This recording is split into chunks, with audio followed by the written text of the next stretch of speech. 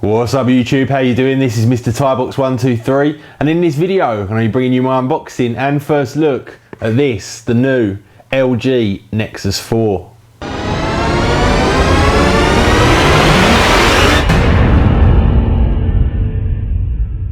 So as you guys know from a lot of my videos, I spend a lot of time trying different ROMs on my Galaxy S3 for example, trying to get that true Google experience. But here we go now, we have now got the latest Google phone, the Nexus 4 made by LG, and I'm really looking forward to giving this phone some good testing and bringing you guys the full review on it. Now in terms of price, this one comes out on the Google Play Store here in the UK for £239 for the 8GB and I believe £269 or £279 for the 16GB model. Now in order to get this today I had to buy this from a store, and O2, one of the providers in this country, were completely doing a rip-off at £400 for both the 8GB and the 16GB version, which is completely ridiculous. So much more expensive than buying it from the Google Play Store, but I just thought I'd let you guys know that anyway. So here we are, the Nexus 4 phone itself. I'll just show you the packaging, very similar to that of the Nexus 7. Not a great deal of information here on the packaging, but extremely nice. It says here on the back, the best of Google, beyond smart. This thing comes with an amazing new camera experience, a 4.7-inch display, quad-core processor, all-new gesture keyboard, and worldwide GSM HSPA Plus compatibility. So a little bit of information there. Now let's get into the unboxing itself. And here we go. So this just lifts off, nothing in there, and then we are presented with the phone itself. And you can see here the phone, there we go, just to show you, got that huge 4.7-inch screen there on the front, and in fact it feels quite heavy, the phone, and relatively bulky, but does look extremely nice. We'll have a little bit of a close-up of this in just a short while, but let's just see what else we get here in the box. So next up we get a quick start guide there with some basic information and warranty information. Also in the box we get our UK USB power adapter, and I believe you can clip the front off of that and fit in a whole range of different countries' power sockets. We also get a tiny little micro SIM ejector tool there, so we can actually get the SIM in and out of the phone, and then we get the micro USB cable as well, so we can actually sync this thing, plug it in, and also use that for charging as well. So onto the phone itself, just going to take the wrapping off the phone, if I can work out exactly how you do it. Normally they come sort of wrapped around, but this is just a front sticker and a back sticker. Screen looks extremely nice. It looks quite small, the screen, for some reason. Not quite sure why that is. Maybe it's the black color, but it is a 4.7-inch IPS display, and we've also got a new camera experience as well, which is obviously more to do with the software than the hardware. I'm just going to peel off this back bit here. Always have trouble getting these things off. There we go. And it's got a really kind of beautiful sort of sparkly finish there on the back of the phone. I'm not quite sure how well you'll be able to see that, but you can, oh there you go, you can sort of see it there just at the top of the phone. Very glittery. Now on the phone itself, around the back here we've got an LED flash, and we've also got an 8-megapixel camera capable of recording up to 1080p at 30 frames per second. Got Nexus written in there with the LG logo as well.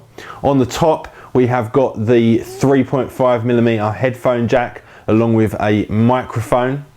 Then on the side of the phone here you can see we have got the volume up down, and we've also got the SIM card slot there, and it is a micro SIM card like I said. And then on the side of the phone we've just got the standby button and nothing else, and then on the bottom of the phone we have got another microphone and also the micro USB input there. On the front of the phone at the top you won't be able to see it because it's sort of covered there by the glass, but there is actually a 1.3 megapixel camera as well in there for front facing video. Now let's just turn the phone on. I'm just going to quickly run through the setup procedure and I'll be back with you in just a second.